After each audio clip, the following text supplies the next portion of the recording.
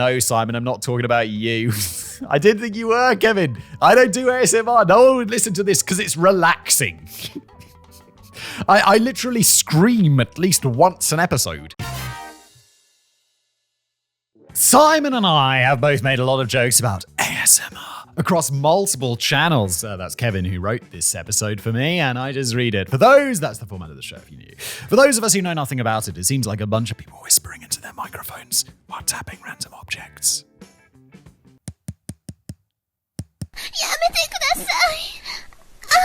ASMR is weird. I don't get it. I know some are like, oh, it gives me the tingles. And other people are like, what? So I guess if you don't feel the tingles of ASMR, it's just weird. But some people are like, ooh, I like that. There's also this false perception that it's meant to be something vaguely sexual. Oh, I did think it was supposed to be vaguely sexual. A mistake I also fell victim to. That's not to say that none of it is. There's definitely a subgenre known as ASMRotica. It's a difficult word. But for the majority of people, it's not about that. I never really enjoyed ASMR videos, and the whole tapping and whispering thing is extremely annoying to me. Yes, me too. I was watching a video where someone was watching an ASMR video, and it annoyed me. I was listening in my car, and I was like, this is way too close. People are way too close. I don't like it. She whispers just to you. That said, I accidentally fell down a rabbit hole while researching a video for side projects I was writing. I was writing about things that seemed to defy the laws of physics. Oh, that video is a banger. And one of the items I chose was kinetic sand. In order to make sure that I was explaining the properties of the sand correctly, I decided to quickly pull up a demonstration video on YouTube to watch it in action. What I didn't realize was that I'd clicked on an 8-hour ASMR video of someone cutting and manipulating kinetic sand, and it was mesmerizing. Yeah, I think Kevin and I are on the same page, because I'd be like, yeah, that's like that kind of like that cutting sound I quite like. The whispering and the tapping and the mouth sounds I'm not into at all, and I apologize for that because no one's into that. Or like small number of people. Granted, I didn't get the ASMR response that people describe, but I suddenly understood the appeal of at least some of the genre. I'm still not a fan of ASMR in general, and I hate how many whispering videos I had to watch while researching this, but it turns out that there's a lot more to this genre than the tropes we've made fun of. Not only that, but the entire concept is rooted in actual science. I mean, I believe that, because it's like, yeah, this does seem to be an effect that people get, like some people. They get that ooh, shivery feeling or whatever. I don't know. What do I get that from? I get that when I'm like, I don't know, something very dramatic happens. You're like, whoa, like in a TV show where you're like, holy shit, that just happened.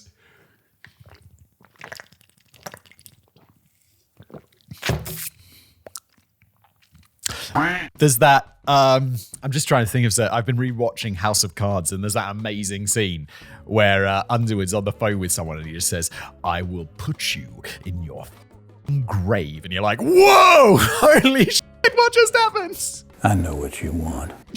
Not only that, but the entire concept is rooted in actual science. It's poorly understood science that still requires a lot of additional research, but it's science nonetheless. So what exactly is ASMR and the science behind it? How did it suddenly explode out of seemingly nowhere? And how deep does the genre go? Wait, Kevin, are we actually going to learn something in a Brain Blaze today? God damn, I thought that's what other channels were for. Let's learn. Let's get our big brains bigger.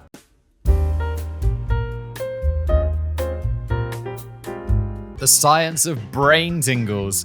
For those unaware what the genre is, ASMR stands for Autonomous Sensory Meridian Response. I had no idea.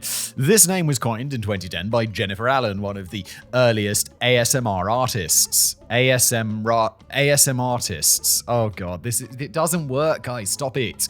The phenomenon existed long before that, but people had difficulty explaining it. In fact, even if you've never watched one of these videos, you've probably experienced ASMR at some point in your life. Where the else would you, I guess someone whispering to you? You're like, ooh, spicy. Caesar is home.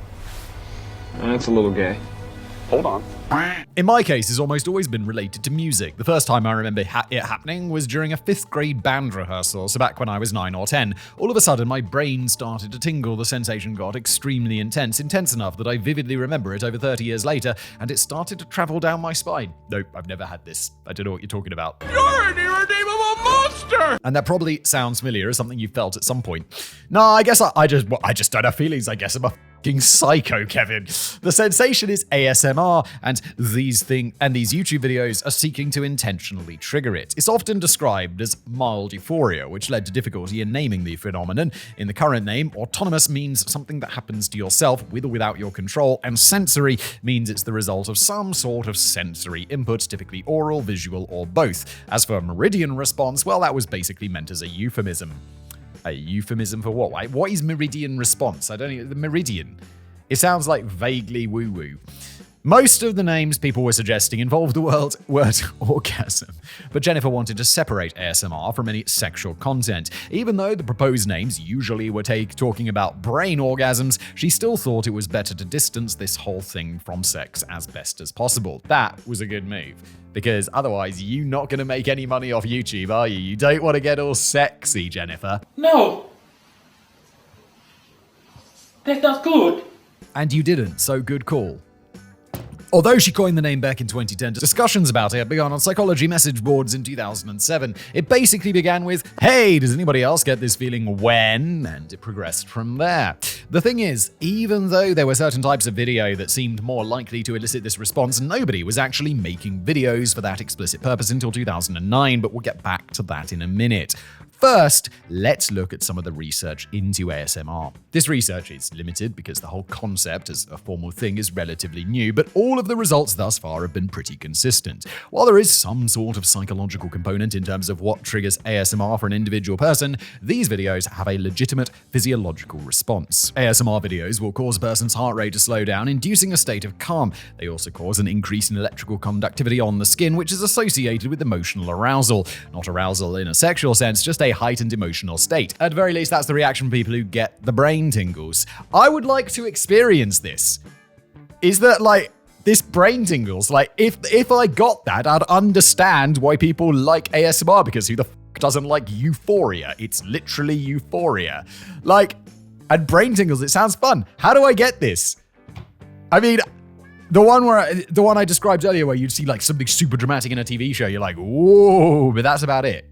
It's not like suddenly my spine's tingling. Of course, some people experience these physiological symptoms even if they don't have the full reaction. Okay, so I guess I had not the full reaction. But one of the things that makes this difficult to study is the idiosyncratic nature of ASMR. Everyone experiences it differently. That makes a lot of intuitive sense though, thanks to ASMR's polar opposite, misophonia. Misophonia is essentially the hatred of specific sounds, and the most popular example is nails on a chalkboard. Ugh. Yes, not a fan. There's another one that really bothers me. Oh, it's not a sound. It's that feeling of some cars are matte. You get matte cars. The feeling of my finger, this on that sort of matte surface. I just no. I just can't do it. However, you're probably already aware that not everybody hates that sound, especially if you had some douchebag classmate that loved to make the noise just to piss everyone off. There may be other sounds that are extremely triggering or offensive to you. Maybe like the music of Justin Bieber, but that others don't mind or seem to enjoy, like the music of Justin Bieber. Nice beaver. Thank you. I just had it stuffed. Let me help you with that. And ASMR works the same way. There's nothing universal about individual triggers, so if you've never experienced the brain tingles at any point in your life, then you just haven't found your specific trigger yet. Or maybe there's some genetic component that makes some people immune to the effect. Maybe we're all just psychopaths. Or we actually don't have an answer as to why some people are more affected than others. However, just like nails on a chalkboard is near a universal trigger for misophonia, whispering is a near universal trigger for ASMR, even if I hate it. But whispering is a near universal trigger because it's believed that ASMR response is tied to closeness and receiving personal attention from somebody. Yeah, except you're not. You're just listening to a YouTube video in your car. Stupid brain. So I guess all of these words I can't say because same about sexy content. What the f is JOI? JOI. It's like a sex thing. JOI videos. I don't know. I'm normally pretty good at figuring out like acronyms, but I just don't know that one. You didn't think your wife would find in your browser history count as ASMR videos. Well, bro, incognito exists. And also, what the is JOI? I don't know. It's a mystery. But more seriously, the physiological effects of ASMR are identical to the effects of receiving personal attention from somebody. Although people's triggers are idiosyncratic, the experience itself seems to be culturally universal. People across 130 countries have reported experiencing the effects of ASMR. This hasn't been researched yet, but it's believed that ASMR may be universal among all primates and possibly other animals. Apparently, except for this dude, primates in particular groom each other more than necessary for hygienic reasons, and it's now proposed that triggering, and thus receiving ASMR in others, may be a reason for this. It just reminds you of having little flies plucked out of your fur. Well, I mean, not you, but like your ancestors. Or it may just be a social bonding experience. Like I said, this hasn't been researched yet. That's taken parasocial to a new level. I feel close to you because your voice reminds me of you picking flies out of my hair. What the f***? While we know some of the physiological responses to ASMR, it's hard to say exactly what's going on inside the brain during this. It's believed that oxytocin, also known as the love hormone, 80% of the time it works every time, may be responsible for the entire thing. Unfortunately, it's difficult to test brain activity during ASMR. The ASMR videos are meant to be relaxing and quiet, but MRI machines are loud and uncomfortable. That's not really a conductive environment to quiet relaxation. Another interesting development in the science behind ASMR is who seems to be most susceptible to the results. Using the 5-factor model of personality, multiple studies have shown that people most likely to experience ASMR from videos had higher scores in openness to experience and neuroticism and lower scores in conscientiousness, extroversion, and agreeableness. Yeah, okay, that's why I don't experience ASMR, because I'm very conscientious, extroverted, and pretty agreeable, and I'm not very neurotic. Or open. Yeah, I'm not super open to new experience. Yeah, no, this bang on. That's me. Put me in my box. All that said, even if we don't fully understand the mechanisms behind ASMR, there's no arguing that it works. Not only do some people really experience brain tingles, but even in those who don't, ASMR videos can help lower stress levels and fight the symptoms of insomnia. No matter how fucking weird a lot of those videos may seem, I guess they're actually a good thing. Depending on how the research progresses, doctors and psychologists may even someday recommend ASMR videos to patients the same way they'd recommend exercise. Or like, I feel meditation would be a perhaps closer analog. No mistakes, just happy accidents. Now that we've gone over the science behind ASMR, or at least as much as is known thus far, let's look at exactly how this all blew up. Weirdly, this is so educational, Kevin. We're learning. Is this on the right channel? I feel like this could have been a side projects video.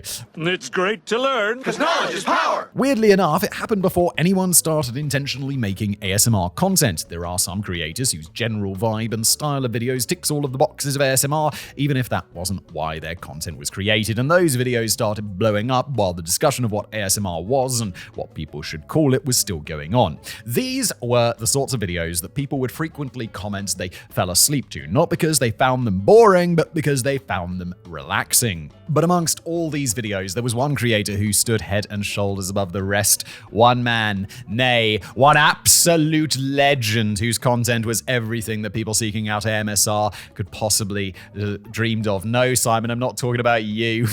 I didn't think you were, Kevin. I don't do ASMR. No one would listen to this because it's relaxing. I literally scream at least once an episode.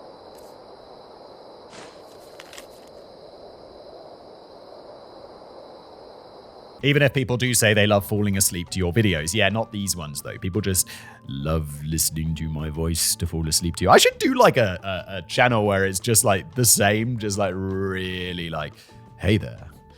Today, I'm not talking about you, even though people always do say they love falling asleep to your videos. I am, of course, talking about Bob Ross. See, I could do that. I could do like a sleep tape. Who wants a sleep tape? I can do that. I could do that. I am, of course, talking about Bob Ross. Many fans of the genre and for God's sake, ASM artists regard Bob Ross as the godfather of ASMR, and it makes a lot of sense. Ross was soft-spoken with a calming voice. He spoke directly to the viewer, sometimes even explicitly saying that they could think of it as a private art lesson in his studio just for them. I could do that. I mean, it wouldn't be art. It would just be like, hello there, generic listener. I hope you're doing well today. Relaxing, enjoying your time in bed. Can't get to sleep. Well, don't worry. I'm here. I can't even take it seriously. I can't do it seriously. I'd just troll people. It'd be like, and now that you've fallen asleep, there's a fire. That kind of shit. I remember there's, I can't remember. It was like a song ages ago. Like, it was before even Spotify. I was a kid and I was just listening to some music that I definitely didn't pirate at random. And it's just like falling asleep sometime, like listening to music. And the song is like, hello, Simon. And I'm like, what the fuck just happened? And for some reason that was in the song. It's like, okay. And there were, of course, the repetitive and potentially ASMR triggering sounds of brushstrokes tapping against the canvas and blade scraping. And honestly, if all ASMR artists were like Bob Ross instead of weirdos tapping their fingernails against random things, I would give this genre an 11 out of 10 because Bob Ross is the man. I know who Bob Ross is. I don't think I've ever seen a Bob Ross thing. I think it's quite American.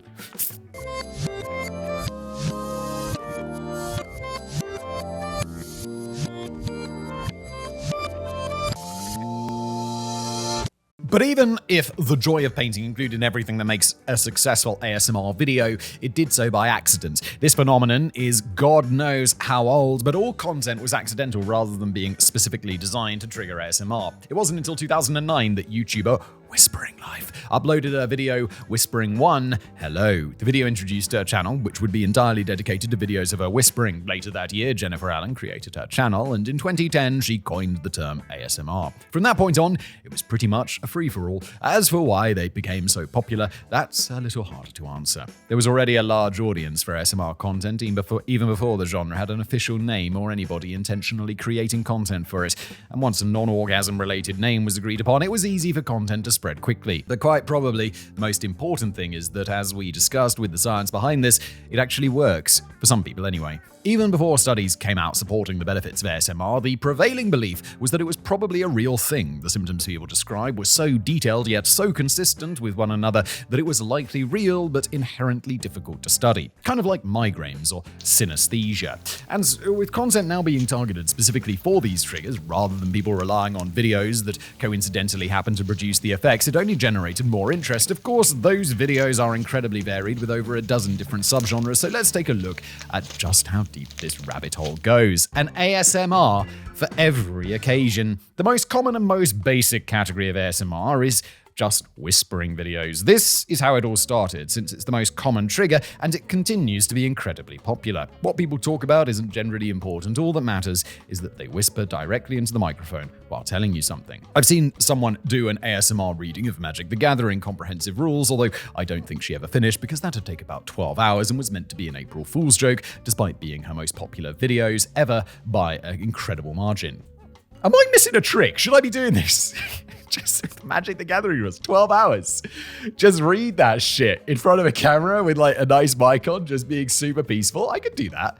It would take me like a couple of weeks. I'll just do like an hour a day, sit down, knock it out, and then before you know it, it's done. These whisper videos might also include tapping or scratching with whispered narration of their actions. The next genre are how-to videos. If Bob Ross could become the godfather of ASMR by teaching people how to paint, it's only natural that other ASMR artists would try to do the same sort of instructional videos. Some of these are indeed painting, but they can really be anything. It might be a makeup tutorial or a cooking lesson. Oh, and you know what I could do for this? I love making Legos. Just sit there and spend like 12 hours putting together a Lego and talking about it quietly. I'm in the wrong genre. This would be so fun. All I do is sit there and talk while peacefully while making a Lego.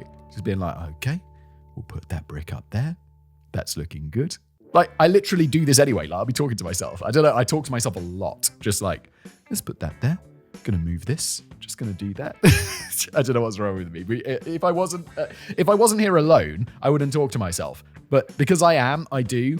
And if someone heard it, they'd think I was insane. It might be a whispered makeup tutorial or a cooking lesson. Hell, there are even ASMR chess tutorials with millions of views. Another really common type of ASMR is random sounds like tapping. Technically, they're not random. They're specifically curated to trigger an ASMR response, but they certainly feel random. While sometimes this stuff is included in the whisper videos, as far as I can tell, videos of just sounds with no talking are more popular. In fact, people will even put no talking in the video as a draw. A lot of the sounds, like the ones we've already mentioned, are percussive. You could even get 40 million views just by typing on a keyboard without speaking. Think we might be making the wrong kind of content, Simon. Yeah, me and you, Kevin, on the same page. All I gotta do is just record type. The problem is, you might be thinking, oh, well, this is really easy. I should get into that. Yeah, but there's also no barrier to entry. So there's there's going to be so much competition. There's going to be a million videos that you're competing with, and only one of them's got 40 million views. Yours won't get that. It just won't. I'm sorry. Maybe it's time just to invest in some really high quality $10,000 condenser microphones and make ASMR videos. Or maybe not. If a 6-hour video of me typing this script got millions of views, but the script itself only got a couple of 100,000, I feel like that might destroy my ego. Yeah, it'd be pretty brutal, wouldn't it?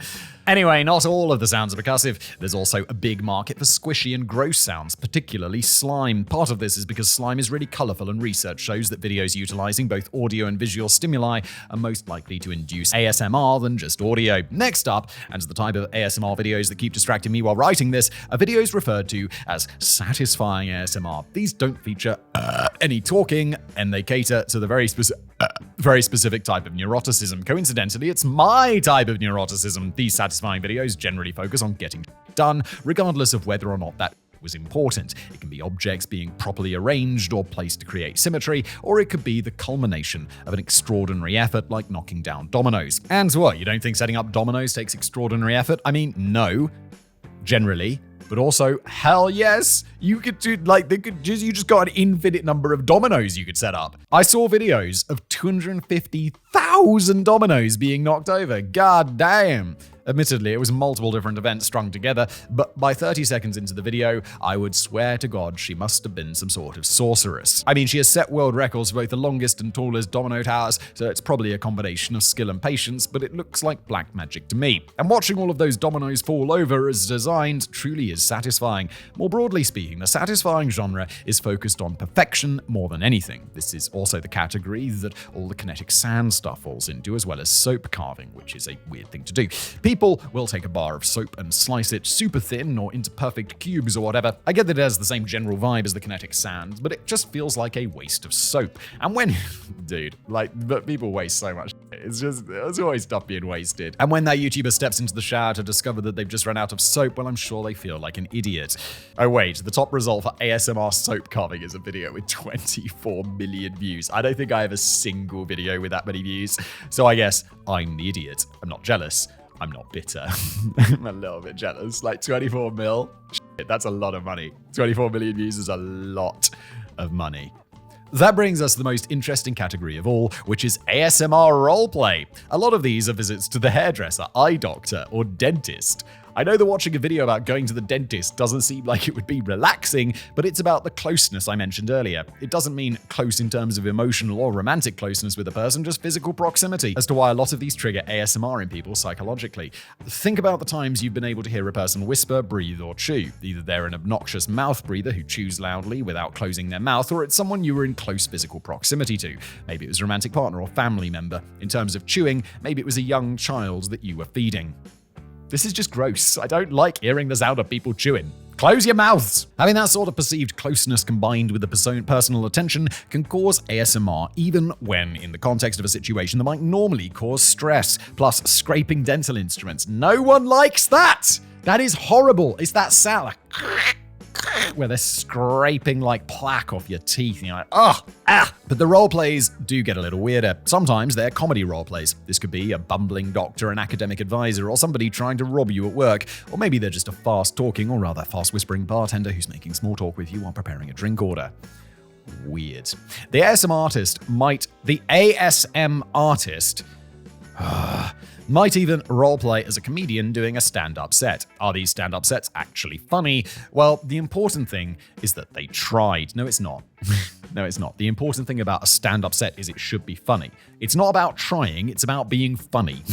I'm sorry. There's no successful stand-up comedians who are just not funny. Are there? Are there? It's not about making the effort, it's about being funny. There are ASMR roleplays featuring a vampire that has abducted you and is going to drink your blood. You can even find alien abduction ASMR roleplays, sometimes with the YouTuber wearing pretty impressive alien costumes. Or you can combine the ridiculous roleplays with the mundane, as there are some doctor visit roleplays, except you're a robot, and they're your robot doctor. What the is going on? Or I guess a mechanic in that case, who knows? The whole thing is bizarre. Technically mukbang, which is where people eat on camera. Just in case you didn't know, I found out about this, it's weird. But I refuse to listen to people chew into a microphone for a script again, so we can just move on. God knows that the genre probably would deserve a whole video on its own anyway, and Dave, you're more than welcome to tackle it if you want to. Finally, that brings us to ASMR erotica, and it's exactly what you'd expect. Some of it is whispering while reading erotic stories, some of it is pretending to be your girlfriend whispering to you in bed, and some of it is just the sound of girls kissing. This got a little bit creepy, didn't it? Oh yes, and I guess JOI videos do count as ASMR. What the f***? What is JOI? JOI. Just I don't know, I can't even think of one. So if you ever get caught with them in your browser history, you can just point out that they're scientifically proven to improve your mental well-being, or you can just use incognito mode like a regular pervert. Yes, exactly.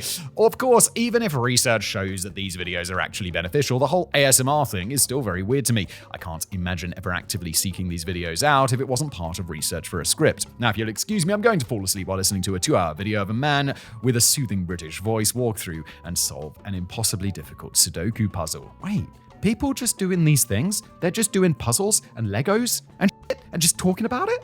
I'm doing the wrong thing. That is so low effort. And I love low effort. And speaking of low effort, I'm ending the video here. Thanks for watching.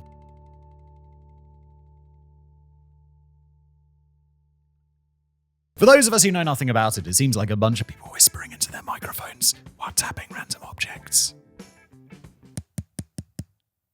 やめてください。